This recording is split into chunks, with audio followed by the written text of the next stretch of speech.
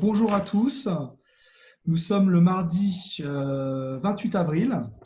Bienvenue à la conférence en ligne de Référence Finance sur les perspectives économiques et financières. Alors, vous êtes très nombreux ce matin, ça nous fait vraiment très plaisir. Vous nous avez envoyé aussi de nombreuses questions. Nous vous en remercions beaucoup. Donc, il y a 2 mois environ, fin février, les marchés financiers ont pris conscience qu'une grave crise sanitaire était prête à étouffer l'économie mondiale. Donc, les Échos titraient à l'époque économique un choc historique. Les bourses du monde entier s'affolent et dévissent toutes. Le CAC 40 perdra en 15 jours près de 40% de sa valeur. C'est la chute la plus rapide de l'histoire de la bourse. Une grande majorité de pays confinent, laissant se diffuser un choc global sur la production, sur la demande et donc sur l'offre. Et donc aujourd'hui, 2 mois après le début de cette crise sanitaire, en tout cas sur les marchés, on peut se demander où est-ce qu'on en est. Est-ce que les mesures qui ont été prises sont suffisantes en France, dans le monde entier? La zone euro est-elle suffisamment armée et solidaire pour résister à ce choc? Mon épargne est-elle suffisamment protégée? Y a-t-il des choses à faire potentiellement pour augmenter sa protection? Et plus largement, quelles sont les perspectives économiques et financières pour l'année 2020, 2021 et bien sûr 2022, 2023? Donc c'est pour répondre à toutes ces questions que nous accueillons ce matin M. Pierre Sabatier, économiste, fondateur du cabinet de recherche et d'analyse PrimeView, qui va répondre, comme à son habitude, sans aucune langue de bois, à toutes nos questions. Donc Pierre, bienvenue. Oui, bonjour à tous. C'est un vrai plaisir en fait de vous retrouver, surtout en période de confinement, hein, où voilà, ça fait du bien de mettre des visages sur des voix. Donc merci, c'est toujours un plaisir de travailler ensemble. Enfin voilà, ça ne fait que aujourd'hui cet exercice-là, d'ailleurs, ne fait que reproduire quelque chose qu'on fait régulièrement ensemble, puisqu'on a le plaisir de vous accompagner depuis maintenant quelques années pour tout ce qui est perspective économique et la manière dont tout ça se traduit en fait sur les marchés financiers. C'est bon, tu m'as présenté, il n'y a pas de souci, on rentre dans le détail. Tu veux qu'on commence? Ouais, bah écoute, c'est bon, on te connaît. Okay. On va démarrer par les questions de nos clients qui nous sont arrivées par mail. Alors, il y a aussi, vous pouvez également poser des questions. Hein. Vous avez vu que vous avez un QR, questions et réponses. N'hésitez pas à poser des questions également par Zoom. Alors, la première des questions, c'est est-ce qu'on peut comparer cette crise avec celle de 1929? Alors, on n'est pas ici. Il faut faire preuve de beaucoup d'humilité par rapport à ce qu'on est en train de vivre, à savoir c'est une crise sanitaire. Donc là, on n'est pas en train de parler de la crise sanitaire, mais en fait des conséquences économiques de cette crise sanitaire et des solutions qu'il a fallu trouver, on va dire, dans la précipitation pour pouvoir éviter en fait la contagion. Donc, c'est plutôt la notion de confinement. C'est-à-dire qu'il faut comprendre aujourd'hui qu'il y a des analogies avec les années 30, avec la crise de 29, dans, je dirais, la violence du choc économique qu'on est en train de vivre. Puisqu'en fait, concrètement, aujourd'hui, qu'est-ce qu'on a fait? On a mis à l'arrêt une grande partie de l'appareil de production de la plupart des pays riches.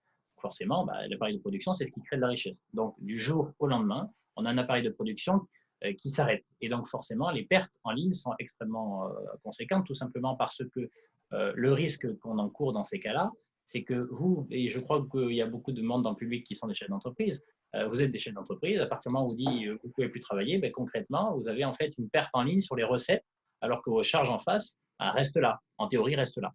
Et donc, la violence du choc est énorme et elle amènerait normalement, s'il n'y avait pas eu de réponse des autorités, ou nous entraînerait dans une forme de crise de cessation de paiement. Là, c'est très concret, hein, vous n'avez plus de recettes, vous avez des charges, cessation de paiement, vous ne pouvez plus faire face en fait à vos traites.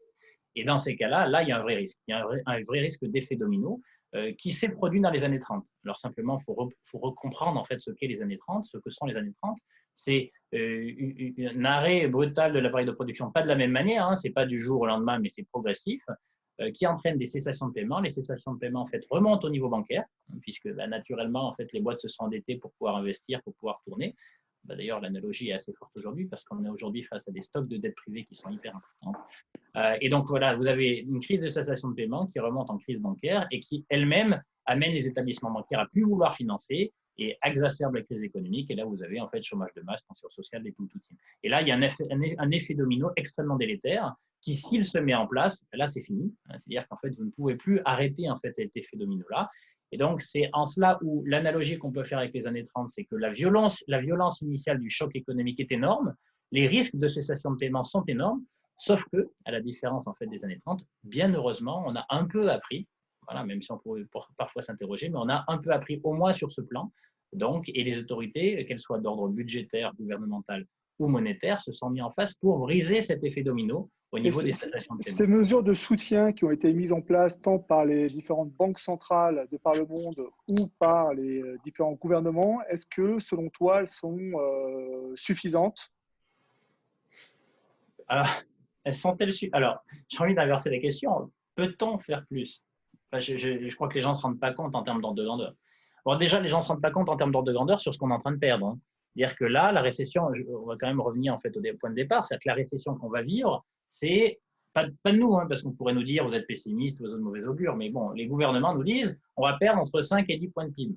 Donc on va prendre un truc du milieu, c'est-à-dire 7 à 8 points de PIB. Il faut se rendre compte. Il faut se rendre compte d'une chute du PIB, de la richesse créée sur le territoire de 8 points en une seule année. C'est plus de 2 fois plus de que ce qu'a coûté en fait la crise de 2008-2009 en France. La chute en 2008-2009, c'est moins 3,5% du PIB à l'époque. Donc, c'est pour vous dire à quel point, en fait, la violence du choc initial est énorme. Alors, la violence des réponses est tout aussi, en fait, énorme. On ne l'a jamais vu. C'est quoi les réponses en face? C'est de dire, pour éviter la cessation de paiement, tout simplement, repoussons les charges. Bon, les gouvernements l'ont tous fait. Savoir, voilà. Alors, pour l'instant, ils n'ont pas abandonné les charges. Ils les ont simplement repoussées. Charges sociales, tout ce qui est en fait fiscalité en fait a été repoussé, tout ce qui a pu être repoussé a été repoussé. Par ailleurs, en fait, pour éviter en fait le manque à gagner ou le creux de trésorerie associé quand même à ce qu'il faut continuer à payer, notamment une proportion des salaires si vous n'êtes pas totalement en chômage partiel, les gouvernements en fait ont mis en place l'arsenal qu'on appelle les prêts garantis par l'État. Et ça, concrètement, ça évite quoi? Ça évite en fait la crise de liquidité qu'on aurait vécue. Encore une fois, alors je dirais c'est reculer pour mieux sauter, puisque lorsque vous autorisez les entreprises à lever de la dette pour faire face à un creux de trésorerie, la question fondamentale, c'est est-ce que demain, on va retrouver en fait la croissance qu'on a perdue pendant ce temps-là pour pouvoir solder en fait ce passif. Donc là, ça sera un autre sujet. Et bon, au moins, dans un premier temps, ça éviter la crise de liquidité au niveau des cessations de paiement. Il n'y a donc pas, je dirais, un effet d'entraînement où toutes les boîtes sont en cessation de paiement et donc ça remonte au niveau bancaire. Grâce à ces mesures de soutien, on a reculé les charges en termes de fiscalité. 2, on a autorisé, en fait, on a incité plutôt les établissements bancaires à prêter en adossant une garantie de l'État sur les prêts lorsque vous pouviez en bénéficier. Il y a quand même quelques petits sujets à ce propos-là. Et donc ça, c'est des proportions colossales. Et on parle aujourd'hui au niveau on n'a même plus d'ordre de grandeur au niveau du G20 sur les mesures de soutien budgétaire de ce type qui ont été mises en place. Elles dépassent très allègrement 5 000 $ du PIB. 5 000 milliards de dollars, ce qui correspond en fait à presque 170% du PIB français. Ce qui est simplement énorme, les mesures de soutien budgétaire. Et en face, et en parallèle, vous avez quoi? Vous avez les banques centrales qui ont réouvert les tuyaux en grand et qui impriment des billets comme des malades pour tout acheter. Des obligations souveraines, des obligations d'entreprise au début bien notées, et maintenant, elles vont même jusqu'à acheter des obligations d'entreprises mal notées, ce qu'on appelle du high yield. Donc, vous voyez, on a sorti tous les bazookas. Donc, à ta question, est-ce que les mesures de soutien sont-elles suffisantes? Aujourd'hui, oui. La vraie question, ce n'est pas sont-elles suffisantes tout de suite, c'est sont-elles en réalité durables? En fait, est-ce qu'on pourra continuer pendant longtemps à implémenter ce type de mesures mais parce qu'il faut avoir quand même en tête à un moment donné qu'on ne rase pas gratis. Et donc, non, mais les marchés, je te pose la question, parce que les marchés ont l'air de considérer que ce sont des mesures efficaces. On a atteint, je ne sais pas si on reverra des points bas, peut-être que tu nous en diras un mot tout à l'heure, mais en tout cas, on a eu un fort rebond depuis les premiers points bas qu'on a constatés. Absolument. Alors, sur la notion de point bas, on y reviendra peut-être un peu plus en détail tout à l'heure, mais c'est normal. Quand vous avez senti en fait le sol se dérober sous vos pieds et que vous tombez, à partir du moment où les autorités ont fait ce qu'il faut pour éviter l'effet domino à court terme, c'est ce que j'évoquais tout à l'heure, donc il n'y a pas eu de cessation de paiement en cascade qui amène un risque bancaire ou une crise bancaire, etc., etc. À partir du moment où c'est arrêté, finalement, les investisseurs ont raison à court terme, parce que cet effet domino, au moins, en fait, il est bloqué. Mais bon, attention, au niveau des investisseurs, l'effet mémoire, je dirais, il y a un effet, Là, aujourd'hui, on a retrouvé un sol sous nos pieds. C'est ce qu'ont joué les investisseurs. On était en train de tomber, aujourd'hui, on ne tombe plus. On est plutôt enfin en train de remonter. Après, la question va se poser de est-ce que tout ça est durable et qu'est-ce que finalement ça va coûter en termes de dommages collatéraux, en particulier aux entreprises. Parce que c'est Alors, on a une question. On a justement une question là sur le monde d'après, finalement. Hein. Oui. Beaucoup de nos clients s'interrogent sur le surendettement de la France, mais également de tous les pays développés. Quelles seront les conséquences sur ces économies et potentiellement sur notre épargne? Alors ça, c'est le coup d'après. Donc, effectivement, pour éviter une crise de liquidité qui nous entraînait dans le scénario des années 30, finalement, en fait, on recule pour mieux sauter parce qu'on crée les conditions d'une crise de solvabilité. Et c'est là où, en fait, la question est très judicieuse, elle est très pertinente. La crise de solvabilité, c'est quoi? C'est pour éviter finalement de tomber dans cet effet domino, eh bien, on va gonfler le stock de dette. Le stock de dette soit public, parce que là, il ne faut pas être dupe, en quelques mois, on va passer de 100 points de PIB sur la dette française à 115 points de PIB. Voilà, 15 points de PIB en plus de dette publique. De vous à moi, hein, c'est pas gratis tout ça, hein, c'est nos enfants qui devront payer. Enfin, nous d'ailleurs, ou nos enfants. Donc en très peu de temps. Hein. Est-ce que c'est si gênant, puisque au Japon, ils sont endettés à hauteur de 240-250% de leur production de richesse? Oula, ça c'est un sujet en fait lourd, parce que c'est un sujet, pour le comprendre, qui peut mettre du temps. Est-ce que c'est grave à court terme? Pas forcément. En fait, c'est nous qui choisissons. En gros, alors, deux choses tout de même. Hein, je vais balayer, en fait, je vais mettre de côté une partie de la réponse à ta question initiale, qui était qu'est-ce que ça change? Est-ce que ça va avoir un impact? Simplement, il faut quand même avoir en tête sur la notion de crise de solvabilité, là je parlais moins des États que des entreprises. C'est-à-dire quand on te dit des prêts garantis à hauteur de 25% de ton chiffre d'affaires, etc., en réalité, dans un monde dans lequel en fait déjà on a un stock de dette qui est très élevé, les entreprises, les acteurs privés vont se retrouver post-crise sanitaire avec un niveau de dette encore plus élevé. Et la question qui va se poser, c'est finalement, déjà, est-ce qu'on va retrouver les mêmes niveaux de croissance de profit que par le passé? Parce que rien ne nous garantit que les comportements des gens vont être exactement similaires en fait au temps d'avant, premièrement. Et deuxièmement, est-ce que ce niveau de richesse créé va nous permettre de faire face finalement au fardeau de dette qu'on a accumulé? Alors certes, c'était nécessaire pour passer en fait le cap de la crise, mais est-ce qu'on va générer suffisamment de richesse d'un point de vue structurel pour faire face à ce stock de dette? Ça, c'est la vraie question.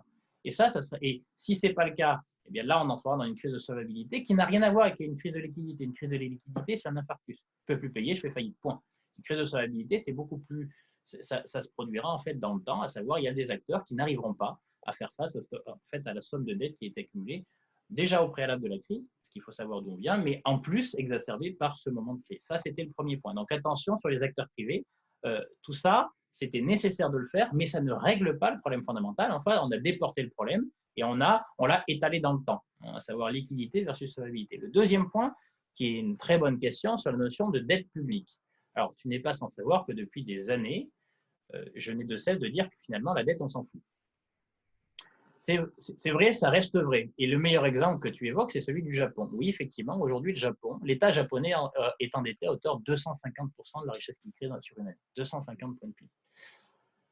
Après, jusqu'où ça peut aller? Alors, ça veut dire quoi, ça, concrètement? Ça veut dire que chaque année, l'État dépense plus que ce qu'il ne lève comme impôt. Donc, les dépenses sont entre 5 et 10 points de PIB supérieurs à ce que l'État touche. Donc, naturellement, un flux chaque année, un déficit chaque année qui vient augmenter le stock de dette de l'État. Et pourtant, ça ne pose pas de problème. Mais pourquoi ça ne pose pas de problème au Japon? Parce qu'à côté de l'État et du gouvernement japonais, tu as une banque centrale. Une banque centrale qui a quoi dans sa cave? Qui a une machine à imprimer des billets de banque. Et globalement, il se passe quoi depuis 2012 au Japon pour que cette dette publique soit soutenable? Eh bien, la banque centrale, le président de la banque centrale descend dans sa cave, fait tourner la machine, imprime des billets de banque, et en réalité, l'État paye ses dépenses à travers des billets de banque qui sont neufs, imprimés dans la cave de la banque centrale. Et j'en veux pour preuve, quelques ordres de grandeur, c'est important d'avoir des chiffres. Le bilan de la banque centrale, ça ne vous dira peut-être rien, mais quand même, c'est parlant. En 2012, au Japon, c'est 30% de la richesse créée. Aujourd'hui, c'est 110% de la richesse créée. C'est-à-dire qu'en 7 ans, ils ont imprimé 90 points de PIB de nouvelles monnaies, essentiellement pour financer les dépenses de l'État. Et donc, tu comprends que ça peut marcher. Ça peut même marcher encore 1 an, encore 2 ans, encore 10 ans. Alors, j'ai une question, il y a une question qui est vraiment dans le fil de ce que tu dis. Si les banques centrales font fonctionner la planche à billets plus que de raison, devons-nous redouter une envolée de l'inflation, justement? Ah, alors du coup, c'est parfait. Voilà, tu jalonnes à croire qu'on avait préparé cette conférence incroyable. Ouais, mais c'est Non, un monsieur. donc, tout ça pour dire que donc ça revient en fait à la question. Inflation telle que tout le monde l'entend, à savoir que les prix des choses augmentent, impossible. C'est-à-dire que là, pour le coup, on pourra se revoir, hein, on pourra se revoir dans quelques mois ou quelques années. Il est impossible dans le monde dans lequel on vit qu'on voit de l'inflation naturelle, à savoir une augmentation des prix des biens consommés naturellement. Tout simplement pourquoi? Parce que pour qu'il y ait de l'inflation, il faut que les gens gagnent plus. Il faut qu'en fait les gens soient en capacité en fait de transformer une envie en acte de consommation. Et ça sous-tend la notion de revenu dans le monde dans lequel on vit, dans lequel les capacités de production sont trop importantes par rapport à ce qu'on peut consommer. Et globalement, il n'y a pas de marge de manœuvre pour augmenter les salaires, encore plus dans le monde vieillissant. Il n'y a aucune possibilité pour qu'il y ait de l'inflation, entre guillemets, naturelle, inflation des prix normale, en fait, qui arrive. Par contre, ce qui peut arriver, c'est ce que tu évoques là, c'est l'inflation à travers une fuite de valeur de monnaie, à travers en fait une perte de valeur dans le billet de banque qui n'est pas autre chose qu'un contrat de confiance entre moi qui le possède et toi qui vas l'accepter et contre quoi tu vas me livrer, si tu étais restaurateur, en fait, mon plat du midi. Et donc c'est cette deuxième inflation-là qu'il faut craindre. Et là, les gens ont raison. Et on va reprendre le Japon. Comment ça se termine au Japon? Quand un État, effectivement, finance ses dépenses à travers des billets de banque qui viennent d'être imprimés. À la fin, celui qui signe ou qui sonne la fin de la récréation, ce n'est pas, c'est simplement, en fait, c'est les gens, c'est les consommateurs, c'est les concitoyens, qui à un moment donné vont se dire, mais attends, mais là, moi, le restaurateur qui accepte ton billet, ben, tu vas me dire, toi, en tant que restaurateur, tu vas me dire quoi? Tu vas me dire, mais en fait, ton billet, là, ben, il est trop neuf, il est tout neuf, donc j'en veux pas un, j'en veux deux. Et en fait, là, le risque, en fait, c'est que la monnaie, le billet de banque, qui n'est pas autre chose qu'un contrat de confiance entre quelqu'un qui le porte et contre quoi, en fait, quelqu'un qui l'accepte, contre quoi il va livrer, en fait, un bien, bah, à partir de là, en fait, tu ne vas pas me demander un billet, mais deux billets. Et c'est ça le risque. Le risque, c'est l'aléa de moralité. C'est qu'à un moment donné, vous vous direz, mais bon sang, en fait, on ne crée pas plus de richesse sur notre territoire et la masse monétaire en circulation, le nombre de billets en circulation a doublé. Et normalement, ça voudrait dire quoi? Bah, chaque billet devrait valoir 2 fois moins. Mais sauf que ça, c'est de la théorie. En pratique, c'est vraiment nous qui choisissons. C'est à un moment donné qu'on va perdre confiance dans la valeur du billet de banque, eh bien, on va être plus exigeant. On va en demander pas un, mais deux billets. Donc là, on tombe dans l'hyperinflation d'origine monétaire, c'est-à-dire c'est la perte de valeur de la monnaie qui amène de l'hyperinflation. Ce n'est pas l'inflation classique où les prix augmentent pour des raisons d'ordre structurel. C'est vraiment d'origine monétaire et c'est le risque principal à aller dans les directions en termes de politique monétaire, les directions qu'on a choisies en termes de politique monétaire au cours des dernières années, au cours de la dernière décennie, accélérées, exacerbées en fait au regard de la crise sanitaire ici, nous font prendre un risque sur ce plan. À un moment donné, je ne sais pas quand, mais je suis sûr, vous vous direz, mais qu'est-ce que ça vaut?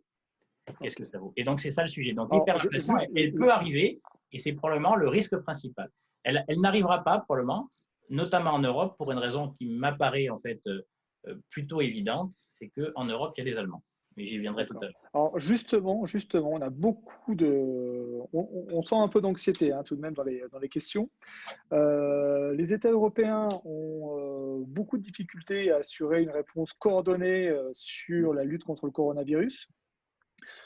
On assiste dans certains cas à un véritable repli sur soi de ces États. Il n'y a pas encore de plan de soutien européen très clair, donc il y a deux questions. Est-ce la fin de la zone euro? Est-ce la fin de la monnaie unique européenne?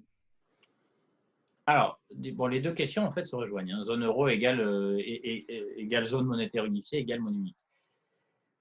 Alors, je reviens sur le premier point, sur les plans de soutien budgétaire non coordonnés. OK, on ne les a pas, mais enfin pour l'instant, ça va.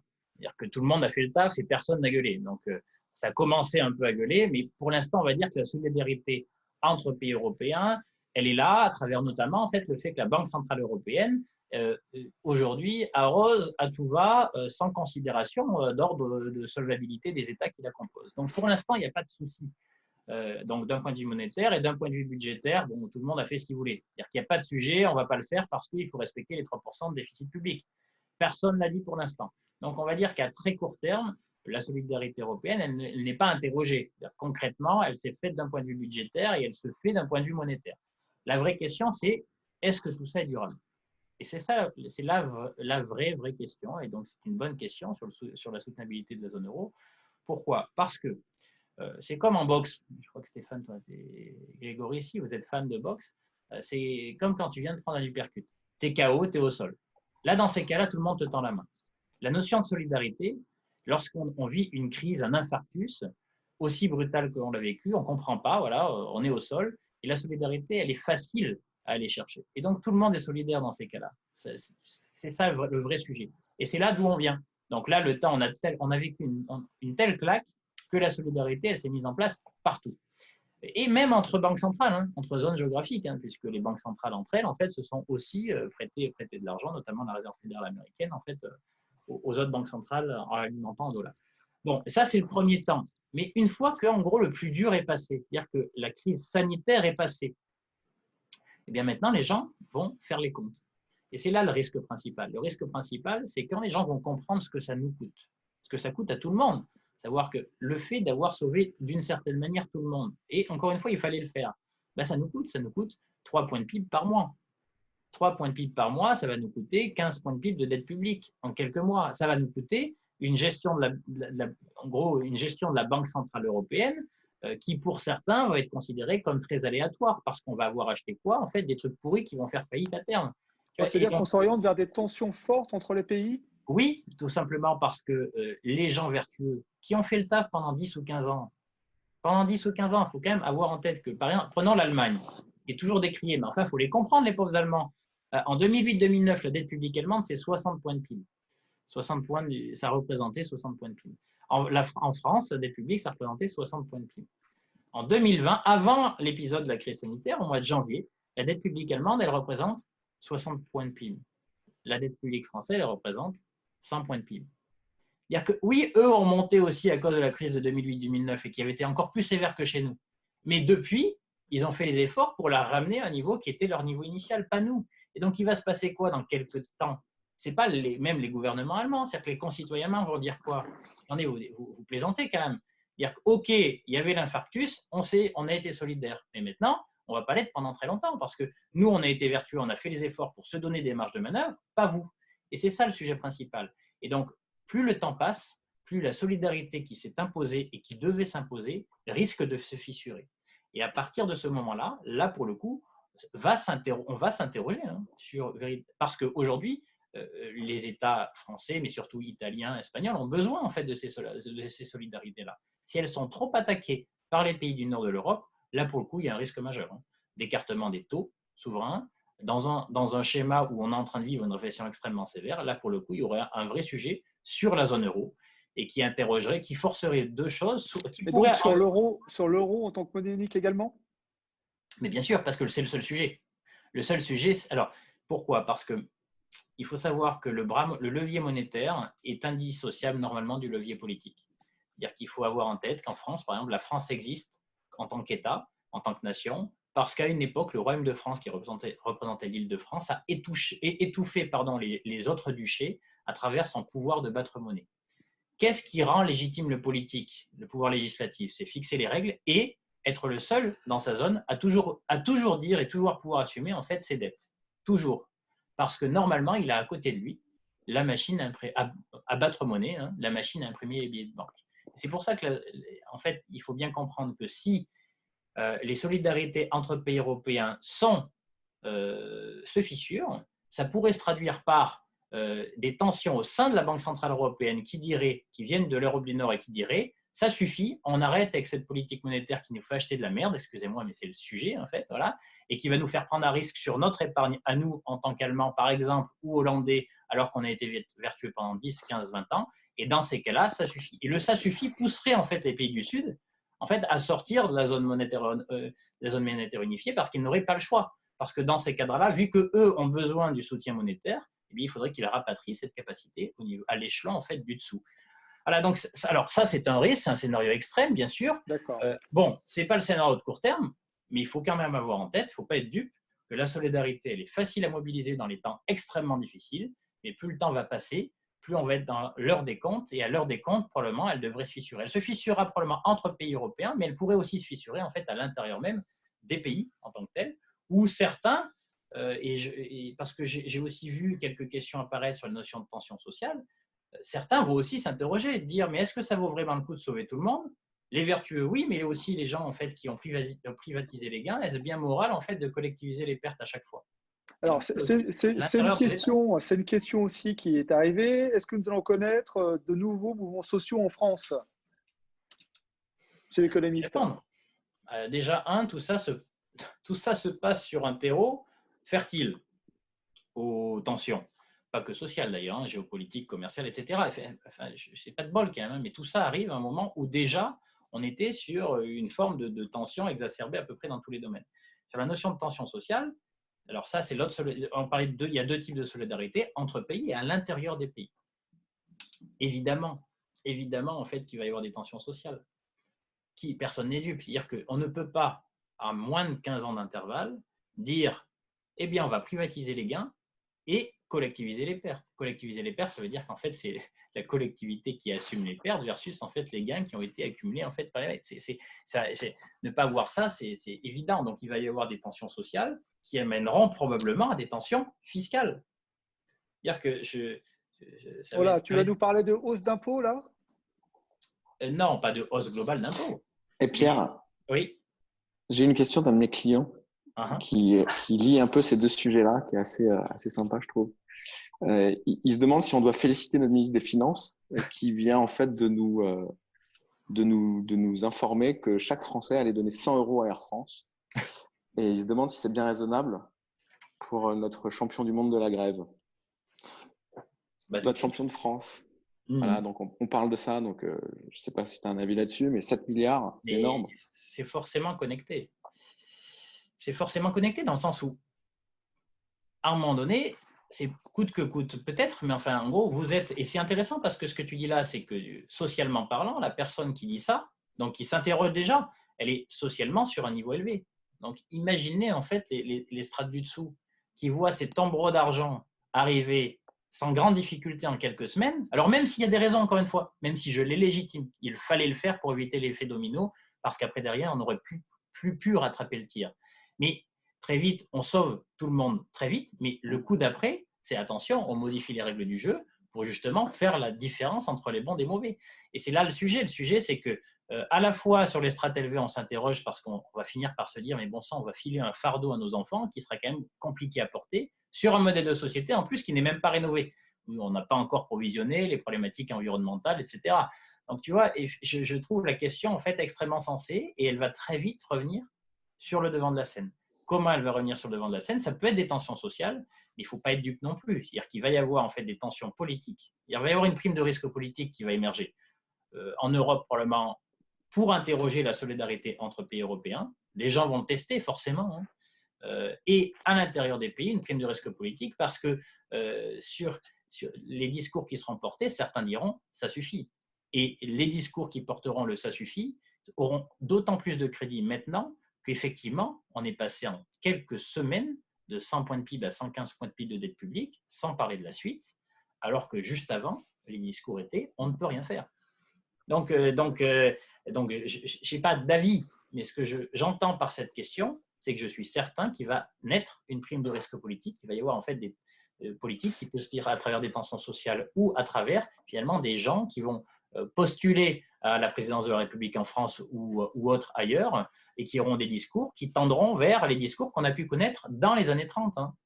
Je rappelle tout de même, il faut quand même avoir un rappelle-le ça dans les années 30, de mémoire, dans le sens des années 30 en fait, la fin de l'épisode 29-33, 4 ans, quand même. Heureusement, on n'est pas encore dans les années 30 parce que ces 4 ans-là, ils ont coûté 30 points de PIB de chute. Il y a une chute de 30% du PIB. Il faut bien le redire, la réactivité des banques centrales par rapport à 29. À l'époque, c'était 4 ans, là, c'est immédiat. Voilà, c'est ça. Donc là, la vraie différence, c'est heureusement, en fait, on n'est pas dans ce scénario-là. Elles se sont mises en face tout de suite parce qu'à l'époque, elles n'ont rien fait. Ça a coûté 4 ans en fait, de malheur, de désastre. 30 points de PIB de chute de la richesse créée, donc forcément énormément de chômage, de tensions sociales, etc. Enfin, c'est les images que vous avez tous en tête. En France, ça a coûté 15 points de PIB, en Allemagne 25. Donc ça a été extrêmement sévère, c'était complètement internationalisé. Après, il faut avoir en tête que en bout de course, les autorités sont intervenues à travers Franklin Roosevelt, mais en faisant quoi? En changeant les règles du jeu, en changeant les règles du jeu de manière extrêmement brutale. Je rappelle quand même que le taux d'imposition des sociétés à l'époque est monté à 50%.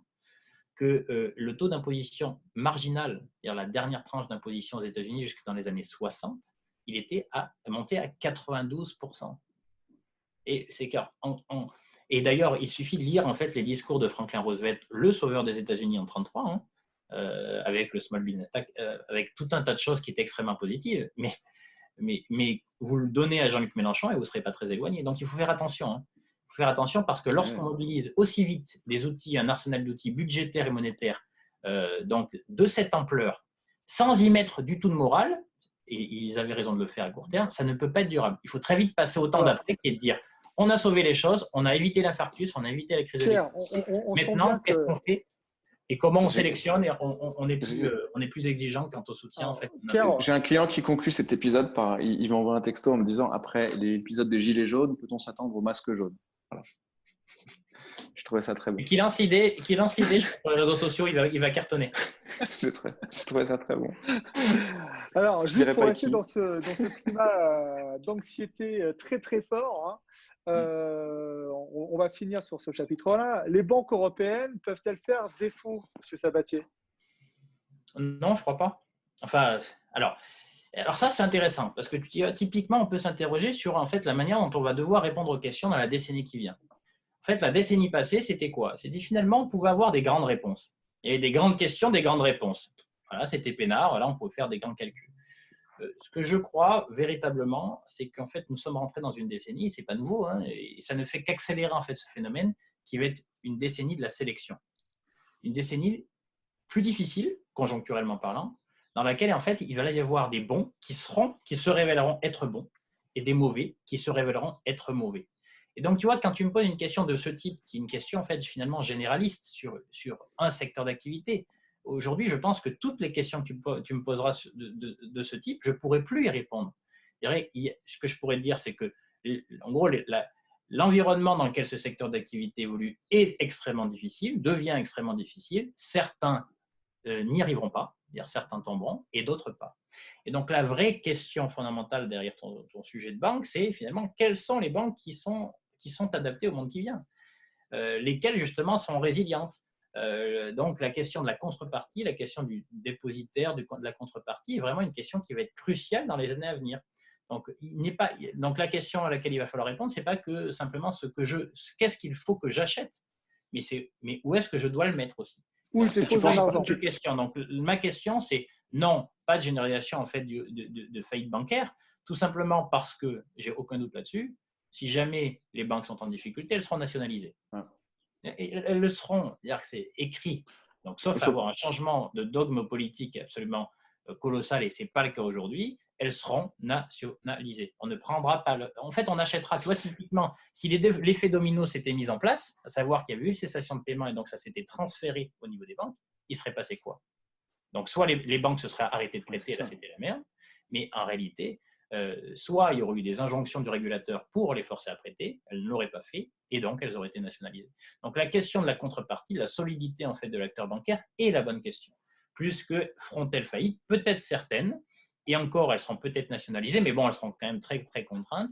Mais surtout, le vrai choix, c'est il faut choisir ceux qui ont véritablement les reins. Il faut quand même souligner, je pense que tu es revenu dessus déjà plusieurs reprises avec nous, mais 2008 versus 2019 ou 2020 Covid, une différence notable le rôle des banques dans cette crise.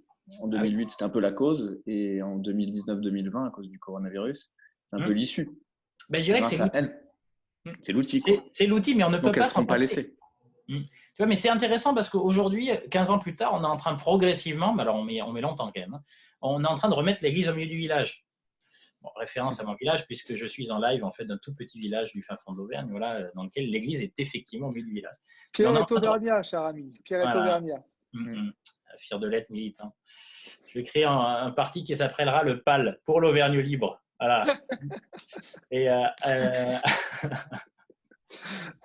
bref, tout ça pour dire que les banques sont un outil, et c'est logique en réalité. Les banques, c'est un outil, c'est un levier. C'est ce que je disais tout à l'heure, la banque centrale ne peut pas être déconnectée du pouvoir politique, du pouvoir de légiférer, tout comme en fait les banques commerciales ne peuvent pas être complètement déconnectées en fait du besoin de la politique, déconnectées de la politique monétaire générale et donc du pouvoir législatif. Et donc les banques sont toujours en fait finalement un levier, et elles doivent l'être. Et donc c'est la raison pour laquelle j'ai une conviction très forte. Les banques en réalité ne tomberont pas tout simplement parce que aujourd'hui, nos gouvernants ont mieux compris qu'en 2007-2009, beaucoup mieux. C'est-à-dire qu'il y a une forme de maturité. Alors, ce qui est intéressant, c'est qu'il y a une forme de maturité qui est décuplée par rapport à l'époque. Simplement, aujourd'hui, on vit des chocs qui sont aussi décuplés en termes d'importance. C'est-à-dire que si on a vu cette réactivité-là en 2008-2009, ça aurait été une toute petite récession. Donc, on a fait n'importe quoi à l'époque. Sauf que là, aujourd'hui, les terreaux, tout est beaucoup plus compliqué. Il y a plus de dettes, il y a moins de croissance potentielle. Donc, tout est aujourd'hui plus compliqué. On vit une crise sanitaire qui arrête l'appareil de production. Donc, c'est colossal en termes de… Là, il y a des vraies raisons, en fait, d'être anxieux d'une certaine manière. Bon, mais heureusement, en fait, les autorités, en fait, ont réagi. On réagit et à ce titre-là, je ne crois pas, en fait, au risque bancaire. D'accord. Donc, on a compris, a priori, donc, pour les banques, l'épargne de nos clients est plutôt en sécurité. Simplement, à l'avenir, il faudra choisir des banques, des compagnies d'assurance vraiment très solides, avec des marges de solvabilité, des fonds propres élevés et des banques qui ont peu d'activités finalement systémiques. Alors, on a deux questions pour finir sur le monde d'après. Après, on passera sur la partie épargne et patrimoine. Alors, on a une question sur le pétrole américain.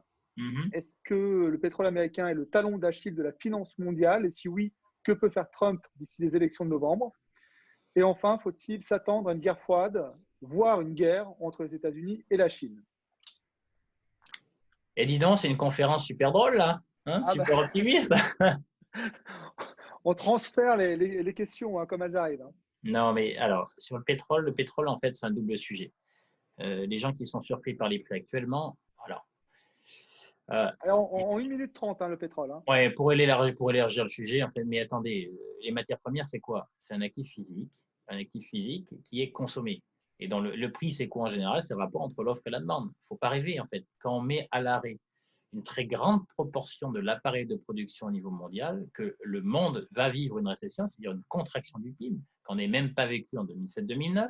Enfin, c'est-à-dire qu'il n'y a pas de demande. Là, c'est même pas une petite baisse, quoi. C'est qu'il y a une énorme perte, en fait, en termes de demande des matières premières. Donc, il est logique que les prix s'effondrent. Ça, c'est le premier point.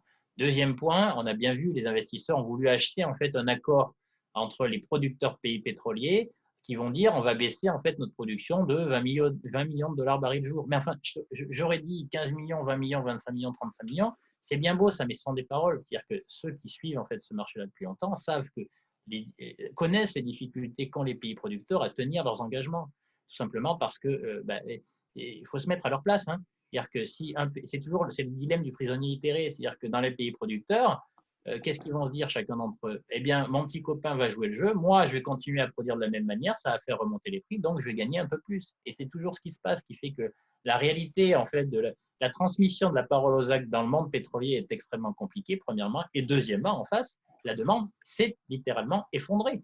Et donc ça, il faut l'acter. Ça, c'est le premier point. Deuxième point, c'est qu'effectivement, ça a des conséquences quand même majeures sur les cités géopolitiques au niveau mondial et politiques au niveau américain. Tout simplement parce que maintenant, le secteur pétrolier pèse aux États-Unis à travers les pétroles de schiste. La bonne nouvelle, c'est que cette fragilité-là, elle est aux États-Unis. Et pour le coup, soyez sûr d'une chose, on parlait de l'atermoiement des gouvernants et des autorités européennes à terme. Aux États-Unis, ça n'arrive jamais.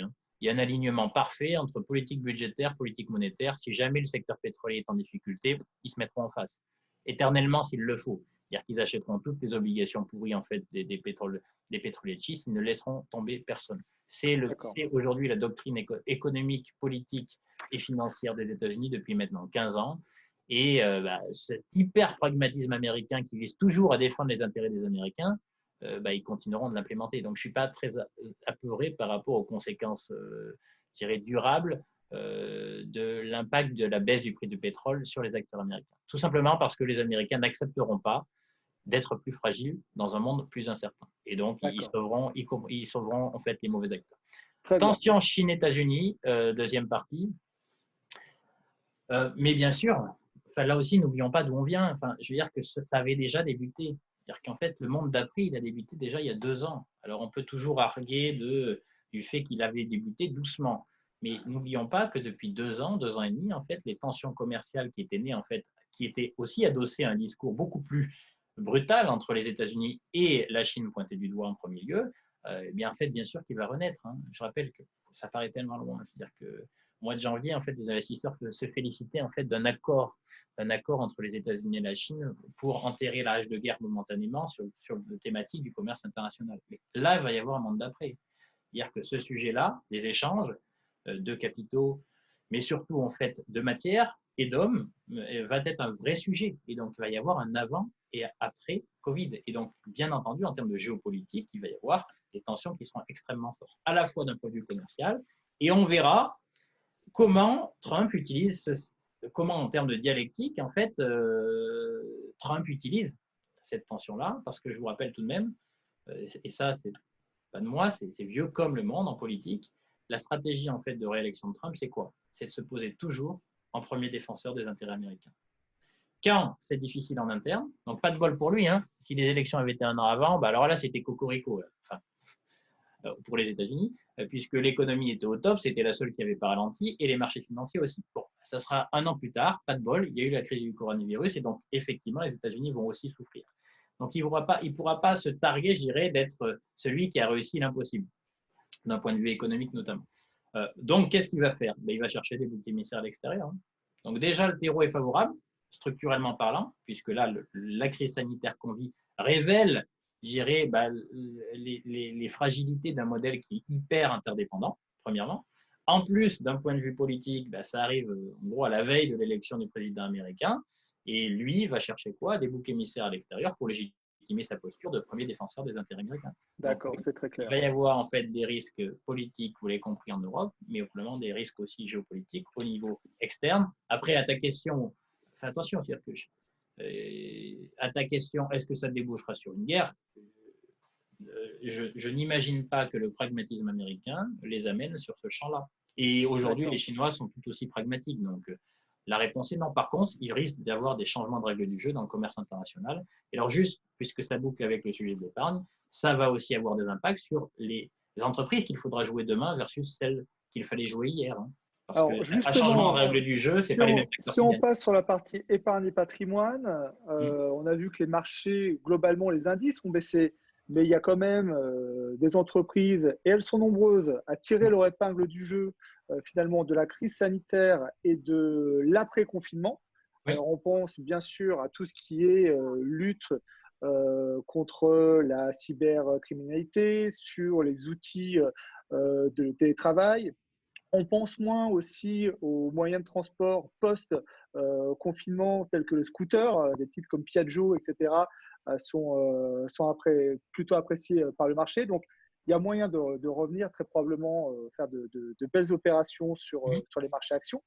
Toi, avec ton regard d'économiste, quels seront peut-être les pays qui vont sortir plus gagnants que d'autres de la crise, les secteurs d'activité qui devraient aussi sortir renforcés de cette crise sanitaire? En fait, c'est compliqué parce que ce qui est sûr, c'est que les règles du jeu vont changer. Donc, les règles du jeu vont changer, mais aujourd'hui, on n'en connaît pas la nature de ces changements. Et donc, ce qui est sûr, c'est que les acteurs qui étaient les gagnants d'avant, probablement, ne seront pas les mêmes parce qu'il va falloir en fait avoir des entreprises qui vont probablement, celles qui gagneront, sont celles qui seront en capacité peut-être de relocaliser en fait, dans les zones de production, notamment dans les pays riches. D'ailleurs, c'est un beau sujet, la notion de relocalisation. J'ai envie de dire qu'il faut aussi forcer le trait et faire preuve d'optimisme. D'une certaine manière, cette crise-là, c'est un accélérateur du changement qui avait déjà débuté. Et à la question, donc là je vais boucler, hein, donc on va traiter de plusieurs sujets. À la question de la relocalisation, donc est-ce que c'est une thématique qu'il va falloir jouer? Probablement oui. La bonne nouvelle, c'est que ça arrive à un moment donné où c'est possible de relocaliser. Pourquoi? Parce qu'on est dans un monde dans lequel en fait la robotisation et la techno a complètement fait muter notamment les secteurs industriels. Et donc quand les gens disent on va relocaliser, mais oui, mais attention, hein, c'est pas relocaliser comme il y a 30 ou 40 ans, avec des usines qui seront pleines de bonhommes ou de bonnes femmes. Hein. Ça sera relocalisé avec des robots. Et aujourd'hui, en très grande proportion. Et donc, aujourd'hui, concrètement, il n'y a pas de problème technique pour le faire. Et donc, c'est vrai que ces acteurs-là risquent probablement de bénéficier. Donc, la thématique de la robotisation risque, pour le coup, là aussi, autant avant, considérer que celle-ci était peut-être un peu trop surjouée. Il y avait un effet de mode. Voilà, c'était joli, c'était techno, etc. Autant là, ça correspond probablement à un vrai levier de changement de modèle qui est celui, en fait, d'un phénomène de relocalisation. Elle ne pourra se faire au regard des coûts de production associés à cela, qu'à travers en fait des unités qui seront robotisées. Donc ça, c'est un premier levier en termes de secteur d'activité, c'est vraiment pourquoi pas l'industrie, mais relocalisable. Ça, c'est le premier point. Le deuxième point, c'est celle des pays. En gros, il y a une zone qui, pour nous, en fait, ne doit pas être touchée, hein, clairement. Mais bon, après, on ne va pas se faire des copains, mais c'est pas grave. C'est les émergents.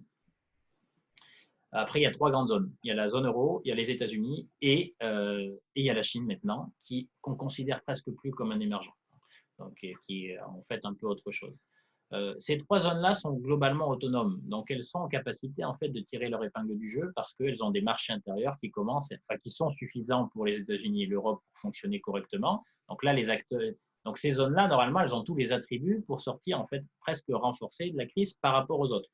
La Chine est encore un petit peu plus fragile, mais elle est tellement en fait pragmatique, elle dispose tellement de leviers autoritaires en termes de budget et de monétaire que là aussi, elle devrait s'en sortir. Par contre, tous les pays satellites, oula, dans la décennie qui vient, avec un stock de dette aussi élevé, avec une crédibilité sur l'échelle internationale en termes de monnaie qui est extrêmement limitée, on sera très, très attentif. Donc là, pour le coup, j'ai envie de te dire, il faudrait plutôt jouer les zones, malheureusement, qui partent sur la ligne de départ, les premières, et pas les challengers en fait, qui partent de derrière. Donc ça, c'est vraiment un point très important. Ce sont des producteurs de matières premières, ce sont des gens qui sont extrêmement connectés en fait, à l'ouverture en fait, commerciale qui existait depuis le début des années 2000, qui ont émergé grâce à ça, qui n'ont pas encore réussi à transférer leur modèle économique de l'extérieur vers l'intérieur, ce que la Chine a réussi en partie à faire. Donc toutes ces zones-là seront probablement en difficulté. Ça, c'est le deuxième point. Oui. Est-ce qu'il faut renforcer les thématiques sur GAFA, Google, Amazon, Facebook? Est-ce que ça va devenir vraiment des leaders? Alors, c'est déjà des leaders, mais est-ce qu'ils peuvent devenir finalement les maîtres du monde? Non. Non. Pourquoi? Alors là, pour le coup, il va falloir être plus subtil. En fait, ce n'est pas les GAFA qui me gênent. Est-ce que vous avez regardé ce qui va arriver en fait très très vite dans la notion de changement de règles du jeu? C'est un peu ce qui s'est passé au début du XXe. Alors on n'en parle jamais, mais c'est une période de l'histoire qu'on adore. La fin du XIXe ressemble beaucoup en fait à la période actuelle, troubles sociaux, troubles politiques, etc. Et ça avait débouché avec aussi des acteurs privés qui sont surpuissants, des grands trusts, les Rockefeller, etc., qui correspondent aux GAFA d'aujourd'hui, hein, des espèces de mastodontes qui deviennent quasi aussi puissants que la sphère publique. Ça se termine comment? Ça se termine par un vote d'un président qui s'appelle aussi Roosevelt, mais Theodore, pas Franklin, comme dans les années 30. Et en gros, sa seule priorité politique, c'est de découper les gros. Et donc, dans le monde d'après, on a de fortes convictions que, en fait, les modèles économiques des très gros soient attaqués en termes de règles du jeu. Ça peut être en termes de fiscalité, ça peut être en termes de contraintes réglementaires qui seront implémentées, ça peut être en termes de règles de concurrence. Donc attention. Alors, d'un point de vue structurel, il est évident en fait que les GAFA sont en situation de trust et remporteront toute la mise si les règles du jeu ne changent pas. Donc, c'est un peu là où c'est complexe. C'est-à-dire, quand tu me poses la question, les GAFA, faut-il les jouer? Je vais te dire, avec les règles du jeu aujourd'hui, si elles n'évoluent pas, oui, il faut continuer parce qu'elles sont pleines de cash et elles maîtrisent en fait l'avantage concurrentiel de la techno. Donc, il faudrait continuer à les jouer. Mais j'ai une conviction qui, en réponse à la crise, enfin, au changement de monde qu'on est en train de vivre, il va y avoir des changements de règles du jeu qui vont plutôt être défavorables aux très, très gros acteurs, spécifiquement. Et d'ailleurs, je ne sais pas si vous avez regardé, en fait, ce que vient de sortir comme préconisation le gouvernement autrichien, c'est d'attaquer qui? Les énormes multinationales. C'est que le début. Tout à l'heure, quand on parlait de réforme en termes de fiscalité, tu m'as posé la question, en fait, est-ce que les impôts vont monter? Non, bien sûr que non, les gens ne peuvent pas le supporter. Ils ne peuvent pas le supporter, donc ils ne monteront pas les impôts. Mais les impôts de certains augmenteront. Et les premières à augmenter seront probablement les impôts des boîtes de ces secteurs d'activité, de ces mastodontes. Il est tout à fait possible d'imaginer en fait, une fiscalité différenciée en fonction de la taille de la boîte, qui viserait justement à limiter l'effet du gros et qui est très corrélé aussi en fait, aux problématiques qui ont émergé avec cette crise sanitaire. Qui était en fait qui remet en question en fait finalement tout ce qu'on a vécu jusqu'à maintenant, à savoir on a toujours concentré d'un point de vue géographique aussi. Hein. Là, ça va être intéressant aussi sur les changements de règles du jeu. Est-ce qu'on va continuer à implémenter des modèles qui viennent concentrer l'activité toujours aux mêmes endroits, typiquement chez nous, à Paris ou dans les métropoles, au profit en fait d'un modèle qui serait plus dispersé. Donc le vrai sujet il est là. Donc d'un point de vue de très court terme, bien sûr en fait que ce sont des acteurs en fait qui sont à privilégier, même si là ils sont à un niveau tel de valorisation que pour le coup on les jouerait quand même pas à court terme. C'est pas ceci qu'il faut jouer. On irait plutôt sur des choses plus spécifiques, plus sélectives. Relocalisation, robotisation, en fait, une fois qu'on aura bien intégré tous les dommages collatéraux associés à cette crise. Mais après, il va falloir être extrêmement attentif sur l'évolution des règles du jeu, y compris pour ces acteurs. D'accord. Une petite question sur l'économie verte. Est-ce que, selon toi, post-Covid, c'est le début d'un grand Green Deal? Peut-être, mais là, c'est trop tôt. D'accord. Alors, j'ai un côté positif. C'est corrélé à ce que je viens de te dire, hein, c'est-à-dire qu'il est probable que, en gros, le modèle qu'il note depuis 40 ou 50 ans, à savoir de la concentration, devrait probablement en fait être extrêmement attaqué dans les mois qui viennent. Donc ça, c'est plutôt positif et ça va dans le sens en fait justement d'une prise de conscience des effets délétères de l'hyperconcentration, que ça soit aussi d'un point de vue environnemental et écologique. Donc ça va dans ce sens-là. Et donc tous ceux qui seront adossés en fait à des modèles plus dispersés risquent d'en profiter, voilà, ou en profiteront. Après, quand tu dis Green Deal, forcément, surtout en France, hein, on pense à gros plan de soutien budgétaire pour le Green Deal.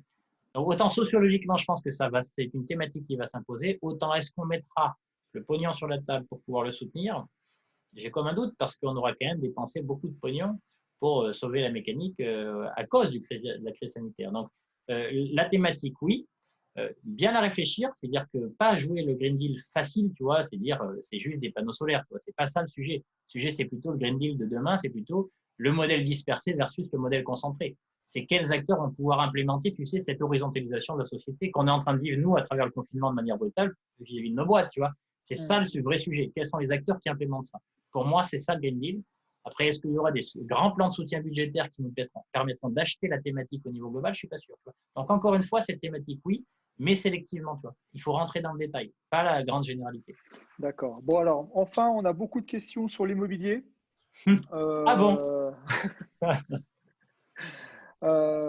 Est-ce que tu as un avis peut-être sur les perspectives en matière d'immobilier d'habitation, de bureaux, tertiaires?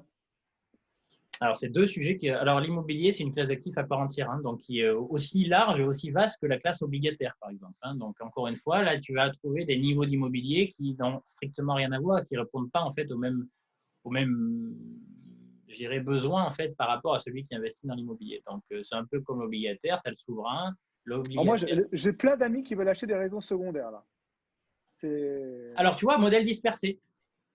Modèle dispersé, d'une certaine manière, c'est un peu ce que je te dis tout à l'heure. Ça, c'est jouer la thématique du modèle moins concentré. Et là, pour le coup, alors après, attention à la résidence secondaire, parce qu'il ne faudrait pas que les règles du jeu viennent pour le coup, en termes de fiscalité, t'exploser en fait juste après. Mais bon, donc ça, c'est un sujet. Donc, on va immobilier d'habitation. Donc, rien ne va changer sur l'immobilier d'habitation. Ce qui pourrait éventuellement changer, c'est si les taux montaient. On n'y croit guère. Donc, si les taux ne montent pas, il n'y a pas de risque en fait immense en fait à aller en termes d'immobilier d'habitation. Sauf. On a vu les banques augmenter légèrement les taux là, sur le mois précédent. Elles arguaient qu'il y avait une prime de risque par rapport à la situation prochaine et qu'il fallait donc remonter doucement les taux d'intérêt. Tu penses que ça va rester plutôt stable et que la remontée va être faible? Alors ça va être la tentation des banques. Mais on est de vous à moi, hein, on est d'accord. C'est normal, non? C'est-à-dire que d'après toi, dans un monde en fait qui vit une récession de 8 points de PIB, que les établissements bancaires, qui aujourd'hui sont quand même des entreprises privées, donc tu vois, c'est comme toi, en fait, tu gères en fait une coupe performance-risque, se disent que le monde est un tout petit peu plus risqué qu'il y a 4 mois, du coup, on va mettre une petite prime pour compenser ce risque-là, ça paraît logique. Donc, en gros, il y a deux forces qui vont s'opposer. Les difficultés conjoncturelles qu'on vit amèneraient normalement les banques à vouloir remonter les taux. Après, le concept des taux, c'est que c'est un sujet tellement important et tellement important pour l'ensemble des ménages français que ça devient un sujet politique. Donc, tu auras une double pression. C'est-à-dire que le régulateur, le politique, forcera, surtout en plus en France où les banques sont des immenses banques, hein, et donc ils sont très politisés. Et le politique forcera à éviter en fait cette augmentation des taux. Donc, il peut y avoir une petite augmentation des taux, mais on ne voit pas en fait les taux véritablement remonter, même s'il aurait peut-être dû au regard en fait des difficultés que traverse l'économie française actuellement. Mais bon, tout ça pour dire que non, on n'est pas sur un scénario en fait d'augmentation forte des taux, parce que si c'est le cas, pour le coup, là, ça ferait très très mal sur le secteur immobilier dans son ensemble. Ça, c'est le premier point. Donc, c'est pas notre scénario central. Maintenant, la deuxième question qui va se poser sur l'immobilier d'habitation, si c'est pas en fait celle des conditions de financement, c'est celle en fait du lieu. La vraie question qui résonne par rapport à ce qu'on vient de dire, c'est si jamais on va véritablement vers un monde qui est moins concentré, qui vise à moins concentrer dans les mêmes zones, il est évident que, tu sais, le rapport entre l'offre et la demande qui a énormément été, qui a renforcé les zones métropolitaines, à savoir les capitales, la capitale et les capitales régionales, forcément, en pâtirait par rapport à des zones qui sont aujourd'hui moins concentrées. Mais ça, pour le coup, il ne faut pas aller non plus trop vite en besogne. Il n'y a pas encore aujourd'hui de certitude qu'on inverse complètement ces modèles et que ces modèles s'implémentent tout de suite. Donc, je ne suis pas très inquiet pour l'immobilier d'habitation. La seule raison pour laquelle on pourrait l'être, c'est vraiment si les taux montaient. Si jamais c'est le cas, là, pour le coup, ça sera compliqué. Bon, donc sur ce point-là, pas de grosses craintes, voilà, parce que pour nous, en tout cas pas à court terme. Sur l'immobilier commercial, là, ça va. En fait, en gros, l'immobilier commercial, c'est complètement cyclique. Hein. C'est lié en fait à la conjoncture économique. On n'est pas sans savoir aujourd'hui que ceux qui souffrent le plus sont moins les très gros acteurs qui ont pu continuer ou qui ont pu créer les conditions de la continuité d'activité que les petits commerces, les zones d'activité qui, elles, ont dû carrément fermer. Bon, la bonne nouvelle, c'est que les mesures prises par les autorités ont évité à tous ces gens-là de faire faillite. C'est le premier point. Le deuxième point, c'est quand même que les grandes foncières, ou les grands institutionnels ont écouté. On a déjà en fait les premiers retours qui arrivent, le gouvernement en demandant de faire un effort cette année pour alléger les charges justement des locataires en fait de ces lieux-là. Donc ça évite là aussi l'effet d'entraînement des faillites entraîné par cela. Bon, après, j'ai aucune certitude quant au comportement des ménages post-déconfinement. Et au contraire, même, j'ai envie de dire, il est extrêmement peu probable que les gens se remettent à fonctionner exactement comme avant en termes de consommation.